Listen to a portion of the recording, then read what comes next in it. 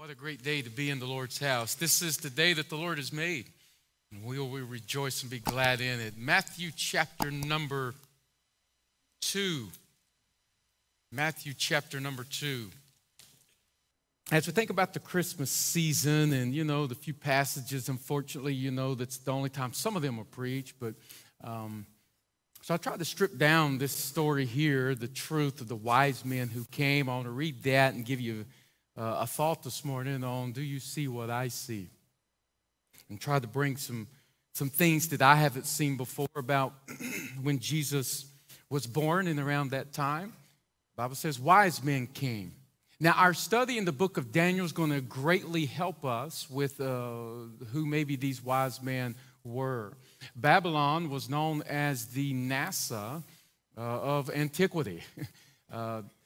They had an order known as wise men, astrologers, astronomers, and various. It turned into astrology because they tried to connect astronomy to pagan deities, which turned into astrology. And I sure hope that no one here follows after astrology, trying to find answers just in the heavens apart from a designer and a creator.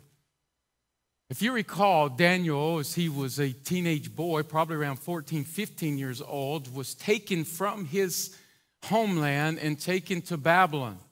We went through that book. I want to read a verse in chapter number 2 of the book of Daniel. Daniel still being probably in his late teens, possibly early 20s. God had sent a dream to Nebuchadnezzar. And in that dream, he revealed some things to him. It stirred the king of Babylon.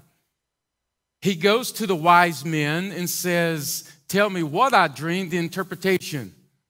And those guys said, who can do that but God? And God revealed to Daniel. Now think about his family. I don't know if his family was part of the martyred. When Nebuchadnezzar came in 605 and through 586, it was 605, 589, and then 586, and carried away Jews. They destroyed the city and murdered a lot of people. Daniel's family possibly could have been that. As he was exiled as a young boy, never to be seen again. I bypassed this bit of information and mixed up, but they made a eunuch out of him at a young age. He then has to point, what am I doing here? His life was turned upside down.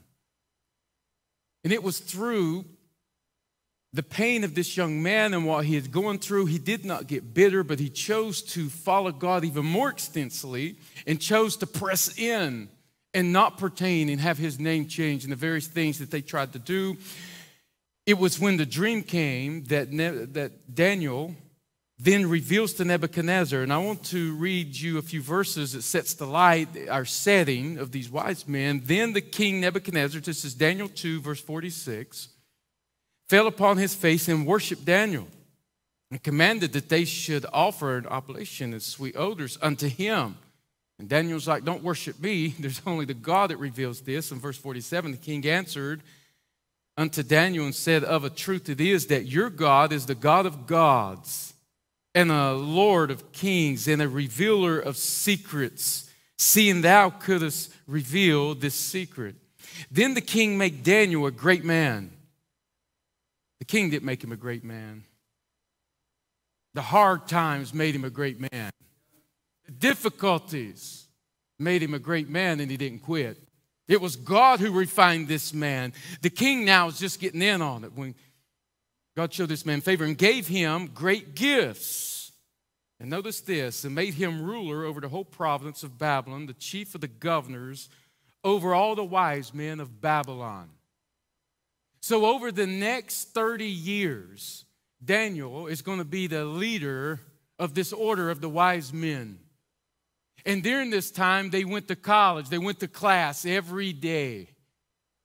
His helpers, if you go on and see the next verse there in Daniel chapter 2, that his associate teachers was the other 3 Hebrews that had taken their stand.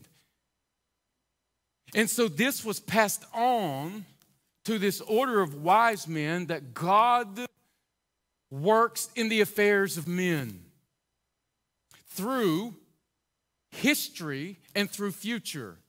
And as they were studying that, you go into Daniel chapter 9, and God revealed unto Daniel, who revealed to the wise men, that the great Yeshua, Messiah, the Prince, would be born and would come, and gave them a timetable.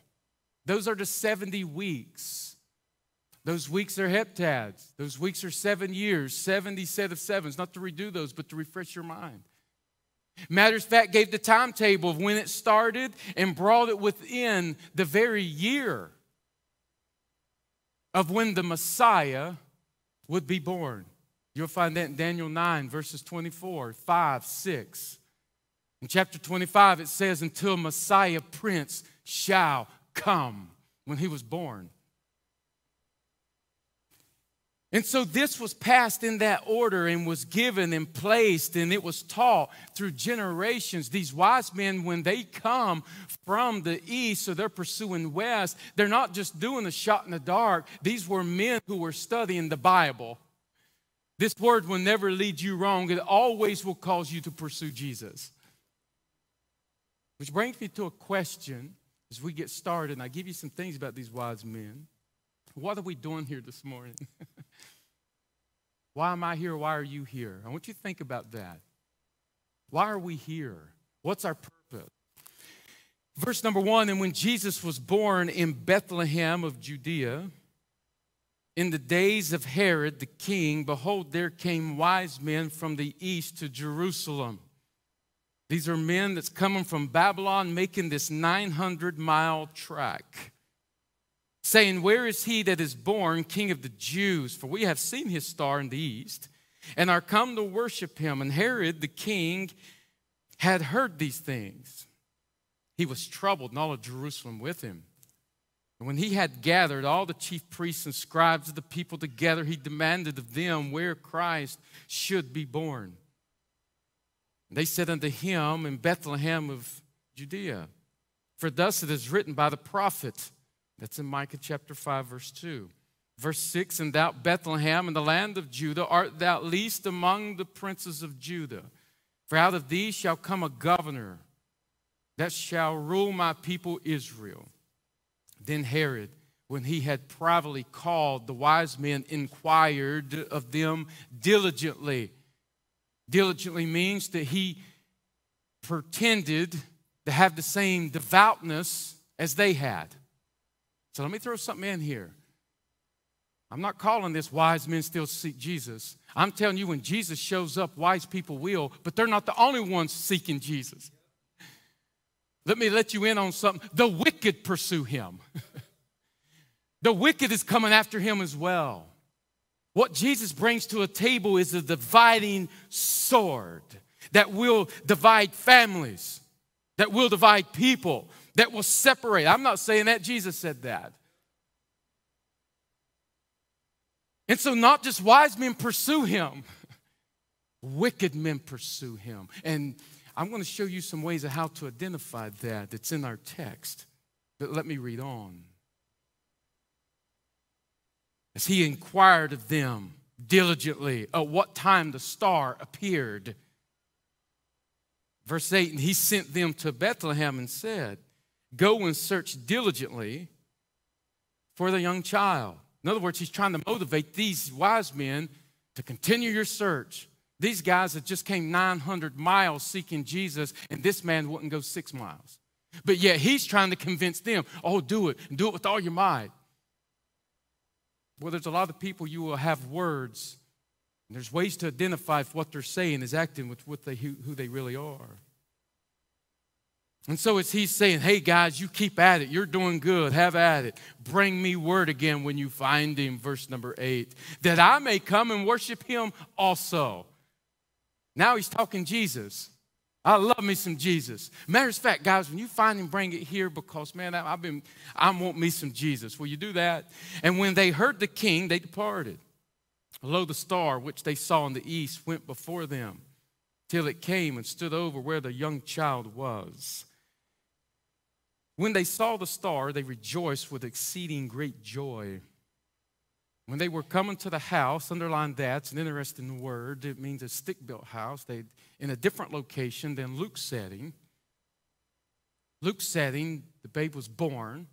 There's a manger, shepherds. Here we're in a house, and notice the Greek, it says, and saw the young child. The Greek word's where we get toddler. You know, toddlers, the terrible twos. Into everything. Jesus, quit touching that. Sit down. Don't touch the receptacle. Don't touch that. Don't do this. The young child and his mother fell down and worshiped him. When they had opened their treasures and presented unto him gifts, gold, frankincense, and myrrh. Now keep in mind, these guys is thinking that Herod's a good dude. That Herod is, Herod's wanting to seek him. He's wanting to come worship him. He's wanting to come and give him gifts. With every intention, these men were going back to Herod. Had these guys fooled. However, the Holy Ghost will always step on the scene. When people was pursuing Jesus with an honest motive and an honest heart, being warned of God in a dream that they should not return to Herod, departed into their own country another way. So I want to talk to you on this subject. Do you see what I see? Wise men are still, and women are still pursuing him, and pursuing him brings in some things. I see 5 things in this text that are still happening of people who are pursuing Jesus. The first thing is there's always a desire to see Jesus. There's a desire to see the King. Now, when Jesus was born in Bethlehem of Judea, the days of Herod the king, behold, there came wise men from the east, notice this, saying, where is he? The word there came in verse number 1. This Greek is to come and make known your purpose. They came to Jerusalem with a purpose. When they showed up, they wasn't gimmicks. They wasn't worried about who's here, who's not here. They're not seeing who was driving what. They wasn't looking at the social status of individuals. They went around asking, where is he that is born, King of the Jews, expecting to find Israel tore up from the floor up because the Messiah was born. But what they found was apathetic. What they found was people wasn't looking. Even though God had revealed that Christ would come, the Messiah, 500 years prior, given to Daniel. Yet no one was looking. There came, wise men understands the pursuit. See, it's a desire. Paul said it like this, if any man desire the office of a bishop. That word is ministry, it's pastor. Trust me. You choose this thing, this platform here, because you think, well, let's see, there's lawyers, there's dentists, and then there's pastors. Which one will I choose as my vocation? Go ahead and go that route and choose this like a vocation route and wonder how long you stay. This is a calling, it's a desire. This is a desire, and not just calling to what you say, pastor, but pursuing Jesus is a calling. God gives that desire to men and women to pursue him. There came wise men. You can put yourself there from the east to Jerusalem that is pursuing him. Are you taking the knowledge that you have and pursuing Jesus? That's a desire. You can't work that up. One of the things that I struggled in coaching was trying to get people motivated. Before games, I would think, I sleep on it. I study it. We watch film, we try to get weaknesses of the other team and what we do, and we get a lackadaisical player. It's got all the talent in the world, but just the dog, the heart that's not there. And you can't coach that. What you can't coach with these wise men, the reason that they're wise, don't get it twisted. It's not that they had everything figured out, that their theology and that they were wise from the standpoint they were scholars. No, they had limited knowledge. They didn't even know what town to go to. They didn't have Micah 5:2 like they did. They only had what Daniel had told them, that a king was going to be born. So where would they go just out of just thinking, let's go to the capital city? Surely it's the capital city where he would be born. And upon further studying and getting there, See, when you're pursuing Jesus with what you understand, you don't have to have everything figured out to carry the gospel, to seek Jesus. There's so much that I'm still learning that I figured out that I thought that was. Getting into God's word is a powerful thing. So don't think you got to have an intellectual knowledge that's at a certain point for you to be able to pursue Jesus. Just take the little bit that you do know and act on it. And follow him. And with passion, they desired, they came, saying, where is he born King of the Jews? For we have seen. See, they've had an encounter now with something outside of the written word. See, they knew the written word because Daniel had told them, Daniel chapter 9. This had been passed down from generations to generations. Thank God for those who pass truth down. One of the great things that God gave parents, it's the great responsibility, Deuteronomy chapter 6, is to pass on truth. It's to pass the truth. Teach them to your children and your children. And there's things you're teaching them. And you know, there's just storybooks and kids' books and things. And those are fine. But when it gets to the point, get into God's word and start sharing with them God's word. But then there's got to be something else. There's got to be some acting on our parts, parents. It can't just be all just theological knowledge. Here's some men that's saying to their kids, I've got to go. I've seen something. Now, I'm going to be gone for like a year, but I'm on a pursuit. Daddy, where are you going? By the way, another misconception, there was only 3 wise men. These guys, when they traveled from place to place, they would travel. There's possibly 1,000 people rolling up on Jerusalem. These people are rolling up. When I say rolling up, it's because they had an entourage. They would hire out military, Secret Service to protect them. So you would have had an entourage showing up. These guys, however many of them that went on this trip, would have been, there was just 3 gifts. Don't compare that with 3. When you turn a city upside down like Jerusalem, 3 guys, dusty, coming in with beards and supposed to be kings coming in, it's not shaking it up. And so they're arriving. What I'm saying is they're putting the shoe leather, the very thing that they say they believe. We have come. We've seen his star. We heard the word from Daniel. Now we've seen the star. The star is an interesting thing. So everyone has their theology. I shall give you mine. I do not think that this is a comet, the Christmas comet that we seen in 98 or whatever it was. I don't think this is a star at all, far as a celestial body. I can prove that. The same Greek word, you go into Revelation with the 7 stars. Those 7 stars in Revelation 2, 3, obviously speaking of the churches. And of those churches, some say, well, they're representative of something. I saw a star fall from heaven, and it was likened to an angel. So this could have been an angel that is leading them, that they saw. Whatever it was appeared. If it was a celestial body, they could have kept their eyes on it. But it appeared. They seen it over towards Jerusalem. They noted what this was, and they started going. So they started packing and making preparations to go 900 miles. Not only that, they're bringing gifts. They're not just going. They're believing when they get there to find what was promised. They're bringing something, which is another question. You ever bring something? Well, I'll get there. That's my last point. Let me not just next to the last. You ever deposit anything?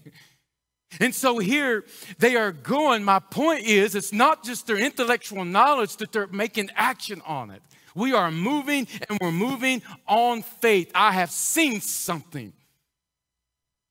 Jesus said, blessed are them that sees and hears, that which others that does not.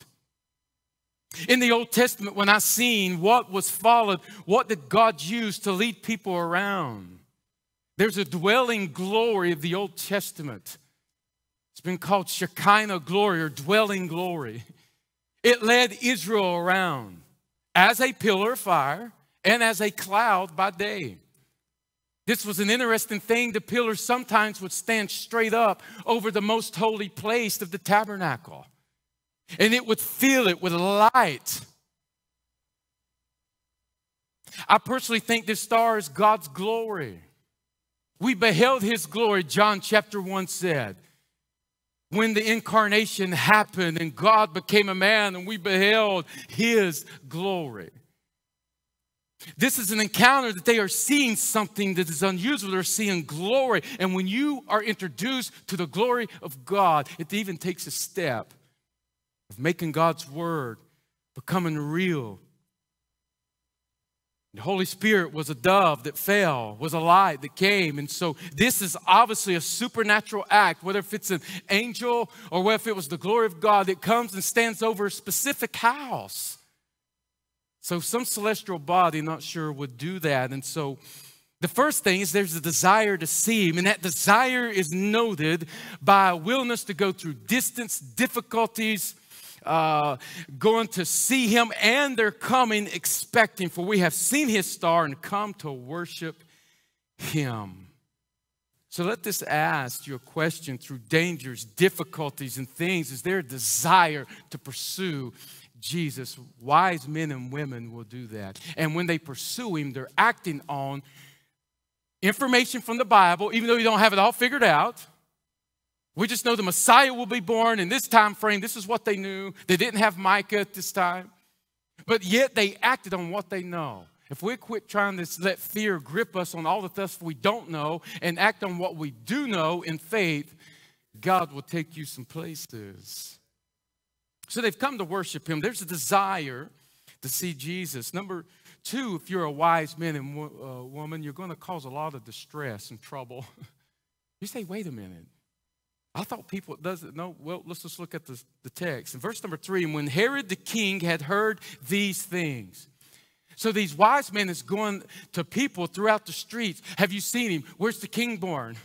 We want to go worship him. This information gets back to Herod. Herod now, it says, was troubled. Underline the word. It means to be distressed. It has distressed this man and all of Jerusalem with him. They are not calling Herod king. They are coming looking for the king. And this is distressing. When you get people truly seeking God, it always shakes up the uncomfortable. Ooh. What are y'all, what's going on? Why are y'all so crazy? Why are you acting like that? Why is there a passion and you're walking around with this look and asking people, have you seen the king? Get over it, man. Find a job. Yeah. And so it's distressing the people anytime someone gets along. There's some things that you can read and talk about, but there's some things you got to experience. There's some things you got to experience. I'm a guy, I want everybody to like me. That's just my nature. I want people to like me. For many years, they did. But I want to tell you something. You step outside certain boundaries and step into something, I want to tell you trouble will come quickly. And that bothers me because I want to tell you by nature, I don't like that. I like coming in and saying, come on, guys, let's come on. Let's forget some stuff and go on. Life's too short. We're going to die. Let's not let people see this. Let's honor God. That's my nature. And so it bothers me when I'm distressing someone because that's not I don't want to distress no one. But I want to follow and pursue him with passion. And my point is not that when you leave here that you're in distress, but the point is that wise men and women will bring in angst to the to the comfortable, to those who's not looking. This is what the text is saying. It turned the city and troubled them. Instead of saying, what? You mean the king is born and we wasn't been looking? We're all going to go to. It troubled them. They had been listening to the scribes and to Herod. So one of the things, I don't want you to be caught off guard. You start pursuing, there's some troubling going to go on. It may start in your house. It may start at the workplace. I ain't talking about going in and acting like you're religious and, and saying, bless God, we don't do that. No, I'm talking about that. I'm just talking about letting your light shine. I'm just talking about you loving Jesus and pursuing him and stepping outside of tradition and stepping outside and just saying, I want to passionately follow and get a pursuit in your life. It will distress a lot of folk. And trouble will follow. And trouble will follow. So distress and the uncomfortable. Another thing that will happen, it disrupts the religious. Now notice in verse 4, when he had gathered all the chief priests and scribes of the people together, he demanded, he inquired of them where Christ should be born. So Herod is an Edomite from Esau, no rightful, heir to the throne. A little bit, I don't have time to get into Herod, but he was a rude dude that had a lot of people killed constantly. I mean, he had a lot of people taken out, but he was a brilliant architect and builder. And so it was a trade-off. People was willing to put up with him because of what he brought to the table in his architect. But in heart, he was an insecure man. The most vilest people is insecure. Adolf Hitler was so insecure with his stature and his look. And so he turned into this monster to portray something that he's not. Herod was this way. But yet he was a smooth guy. He demanded of them where Christ could be born. So he's coming in with this inquiry. And they said unto him, in Bethlehem, they meaning the scribes, and he's brought before them, in Bethlehem of Judah, for thus it is written by the prophet. Now keep in mind, the wise men didn't have this. They only knew the timing. Now they're getting a location. See, when you pursue Jesus, you start getting revelation on the way. Just follow what you know, and God brings you into more truth and knowledge of his word. And thou Bethlehem in the land of Judah, art thou not least among the princes of Judah? For out of this shall come a governor to rule my people. So here, the religious is even being shaken. They're being disrupted. Because now, do they really even believe what they're reading? Let me ask you something. When you look at the Bible, do you even believe? You even believe what I'm saying? You mean to tell me that these men are believing with limited knowledge to travel 900 miles, but the religious leaders in Jerusalem couldn't go 6 miles? See, a lot of people talk that they believe a lot of stuff, and it ain't making them move nothing. Their faith without works is dead. You say, what's your theology on that? Faith without works is dead. You can argue if they ever had it or if they lost it, but I'm telling you, faith without works is dead. There is no faith if feet is not moving. These men have the truth and could inquire it, just like that. Bethlehem. I mean, it's like they had a little thing, inquire. All right, guys. Where's Jesus born? Bethlehem. They did Bible drills. Bethlehem. They knew it. I got it. Bethlehem. Knowledge alone does not bring a person into a relationship with Jesus Christ. When it's not reacted on faith. They had all this knowledge, and here they've been disrupted. Thank God that God brings men and women that will disrupt you. Wait a minute, I got all this life. I've been in church my whole life, and I can tell, and I know more of the Bible than they do, and who they think they are, and all this, but it just seems like I can't put one foot in front of the other like that. What's the difference? I'll tell you the difference is they are living out their faith. They have seen the star. The religious didn't see it. They've seen no glory. They hadn't seen any glory at all, but these guys have. And so they're trying to figure out these men. And so it's disrupting the whole religious system. And by the way, from Jesus' birth all the way up to his crucifixion, turned the religious system upside down. With every person that chose to follow him went against and became a target. Not a target of those in the bars and all that, became a target of the religious institutions. Began to target those who had a hold of the media and could control, became targets of those who truly wanted to follow Jesus. So it disrupted the religious. So wise men will still do that. Wise men and women will still disrupt that.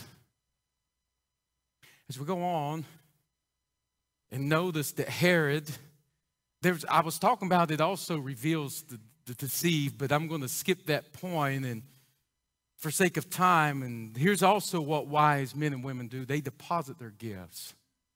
So that tells me you're bringing something. Did you know that each one of you are gifted? If you're saved, you have gifts. If you're in here and you trust that you have gifts. And these gifts are going to be practical, and it's going to help the body of Christ.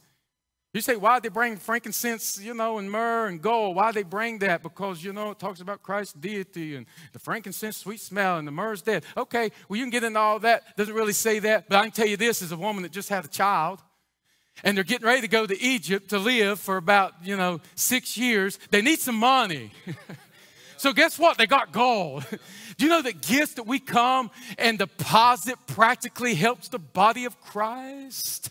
Well, if you got discernment, or whatever you're bringing that God has gifted you, and if you do not deposit them. Now, wise people's going to deposit their gifts.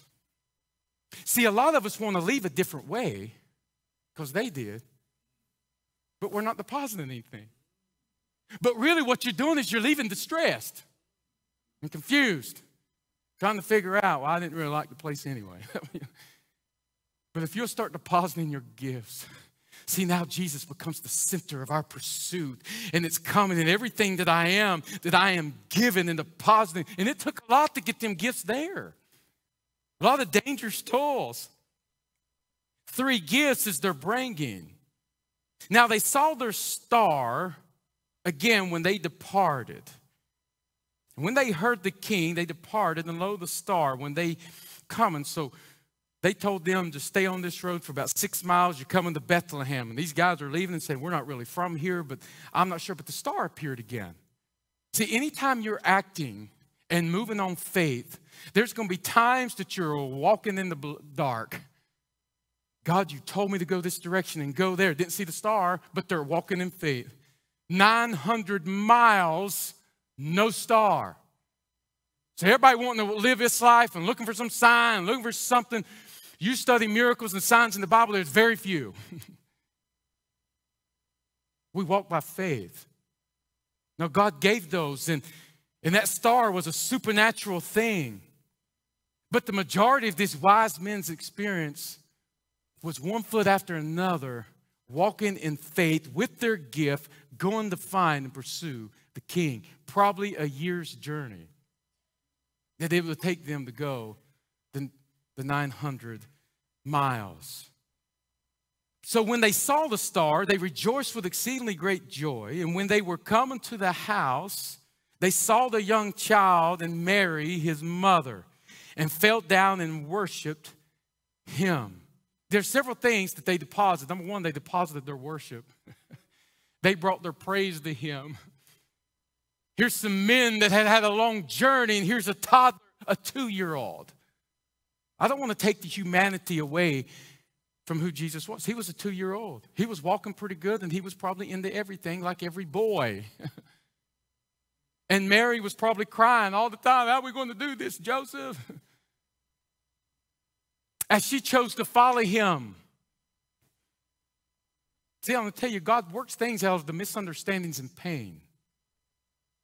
Men were only taxed in that day, but yet Mary went with him, who was great with child. That makes no sense. Why would Mary make that journey, being great with child? What would make her leave and go 90 miles, great with child, 9 months pregnant women, and to go 90 miles on a donkey to Bethlehem? Why would she do that? Because the people of Nazareth would have killed her. Because she would have had a child out of wedlock. They already, when Jesus shows up on the scene, they tried to kill him. They tried to throw him headlong over. We know who you are. You don't even know who your father is. I'll tell you why she went. It wasn't that she has been taxed. The men were only taxed. See, sometimes God brings things in your life that makes no sense. And the calling of God on your life brings distressing to the individual too.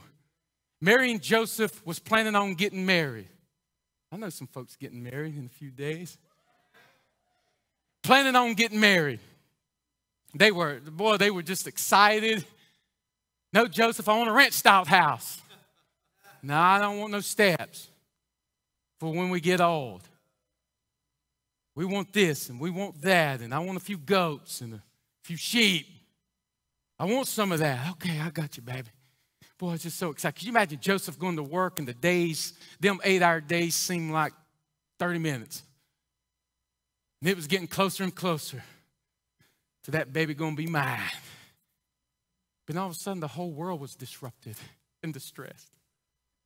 Mary, I got some news to tell you. You're with child. How can this be? I've never known a man. This is a supernatural involvement and movement that God is bringing a lot of trouble, distress, and problems to Mary and Joseph for the rest of their days. Thus you see why many are called, but few are chosen. Very few people is willing to take the journey with Jesus because of what it brings.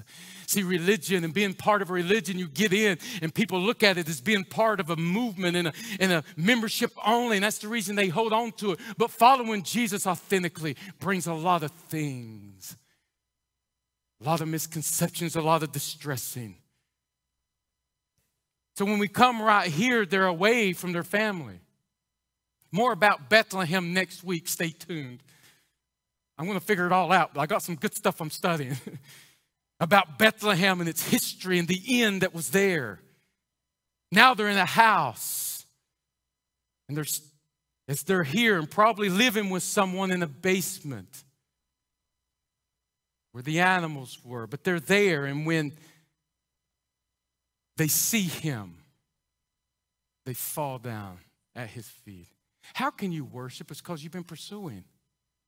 Guys, it doesn't get no easier.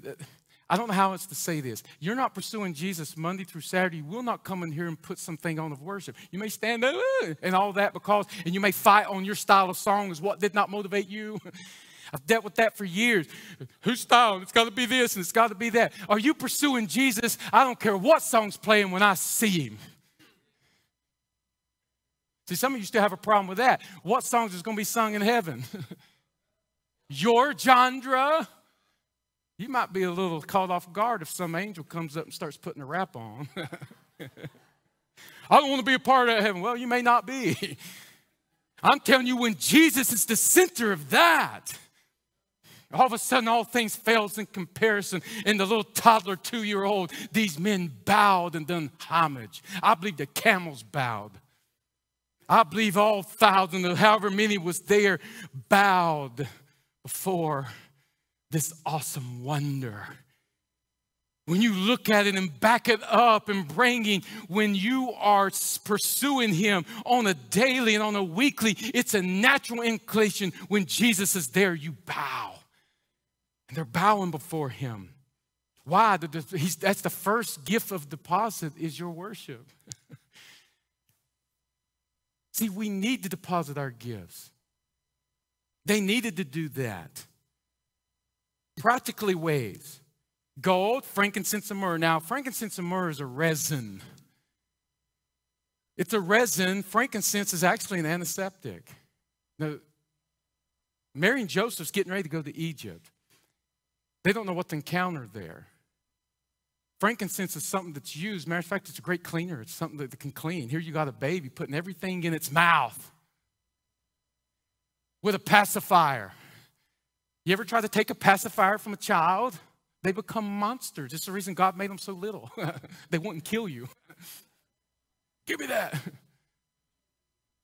And so, what a practical thing to bring to a baby shower, right? This is what this is.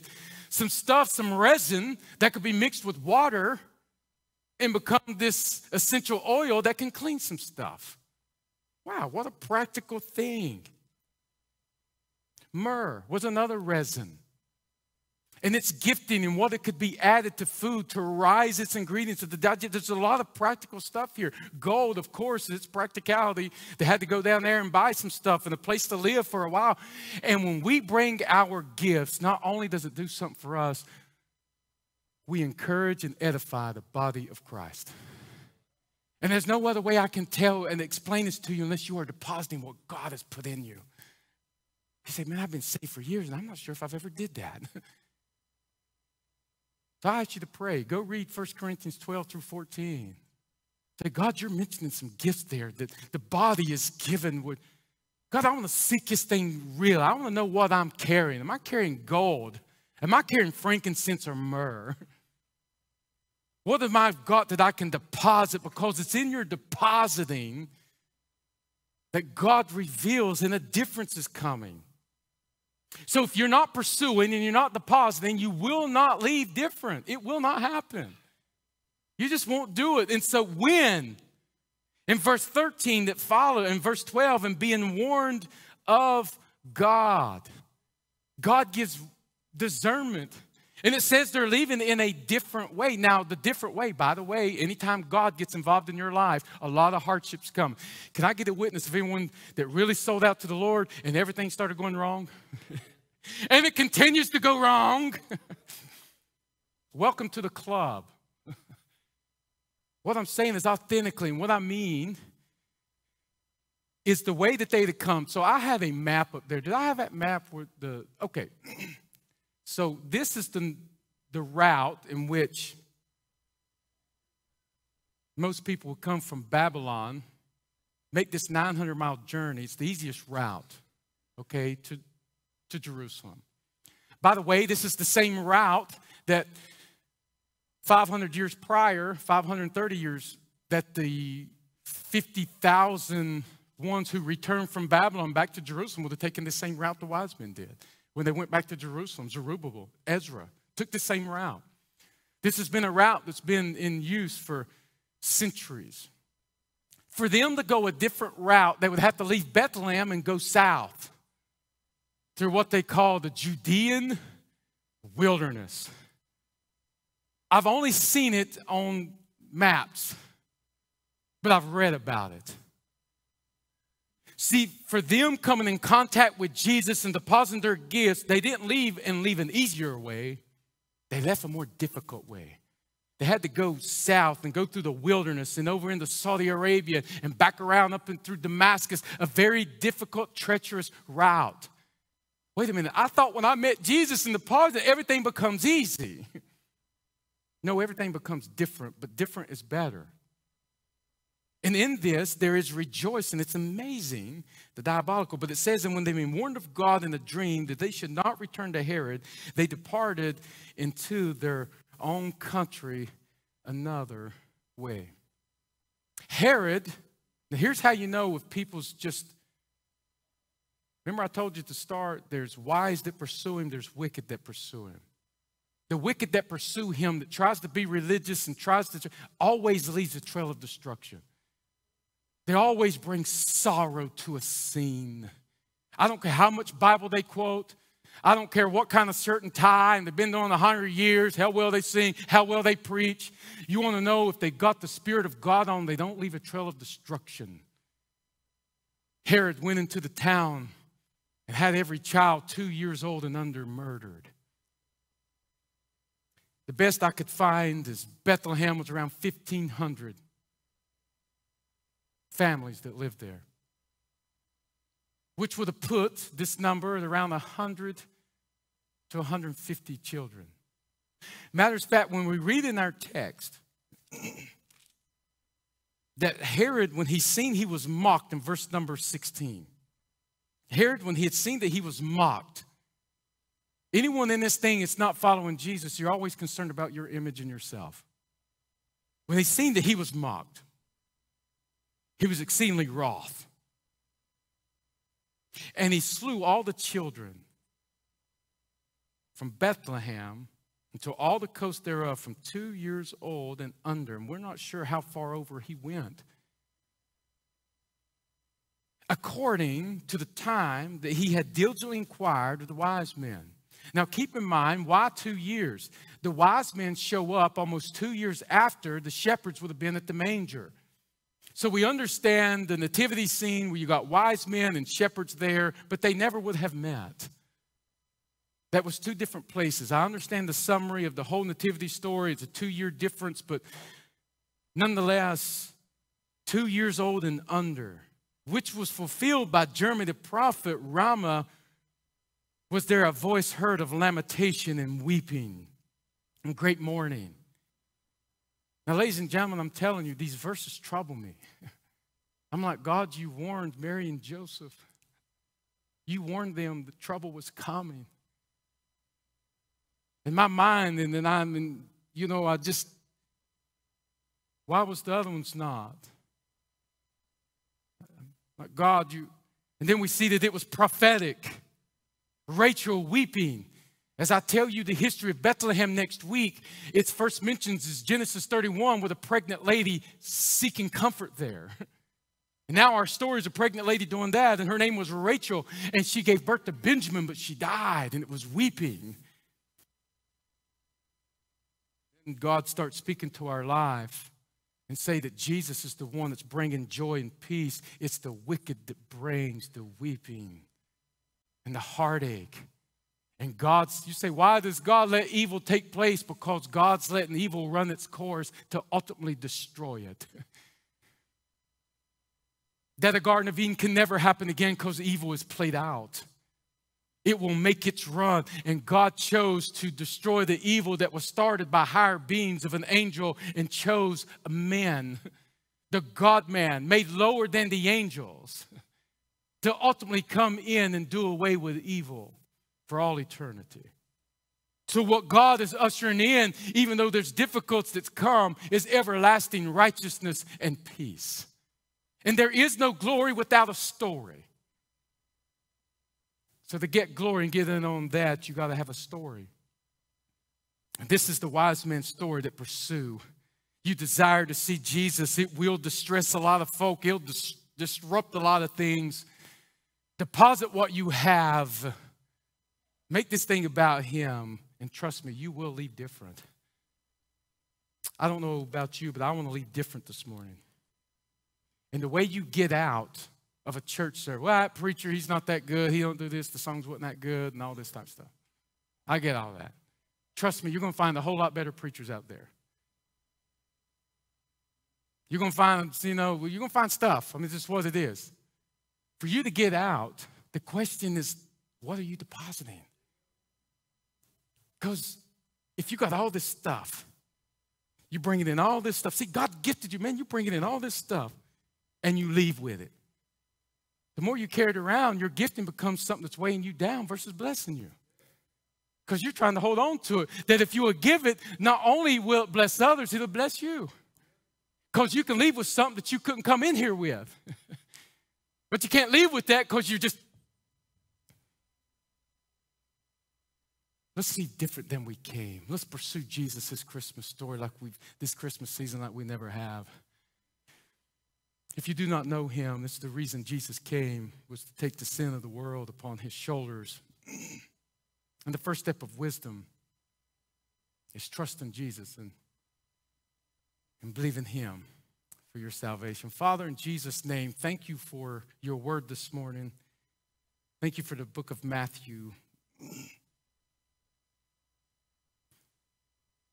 Thank you that you reveal some things in here of pursuing him. That wise men and women are pursuing him. And Jesus, we're just scratching the surface. Thank you for being God. Thank you for being who you are. Thank you for your goodness, your mercy, your grace, your sovereignty. Thank you for the fact that you could speak peace into a situation. You can calm the storms. May we pursue you, Jesus, for who you are.